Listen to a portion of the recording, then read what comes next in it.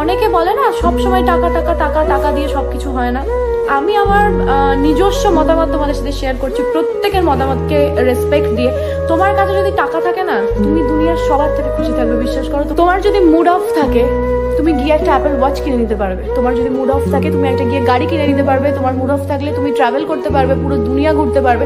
তুমি এমনি হ্যাপি হয়ে যাবে, তোমার পাশে কেউ থাকুক কেউ না থাকুক। আমার মন খারাপ থেকেছে, আমি কেঁদেছি, বন্ধ ঘরে কাঁদবো। সেটা বাইরে বেরোলে, আমি যখন দরজা খুলে বাইরে বেরোবো, কাউকে সেটা দেখাবো না। লোককে যদি তুমি তোমার দুর্বল জায়গাটা দেখিয়ে দাও, লোকে সেখানেই বারবার অ্যাটাক করবে। এটাই লোকের ধর্ম, মানুষের ধর্ম এটা।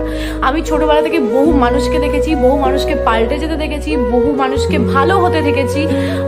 বহু খারাপ বন্ধু ভালো বন্ধু হয়ে গেছে, আর ভালো বন্ধু খারাপ বন্ধু হয়ে গেছে। প্রচুর কিছু হতে দেখেছি আমি। আমার মনে হয় ম্যাচুরিটি কোনোদিন বয়সের সাথে সাথে হয় না, সিচুয়েশন তোমাকে ম্যাচিওর করে তোলে।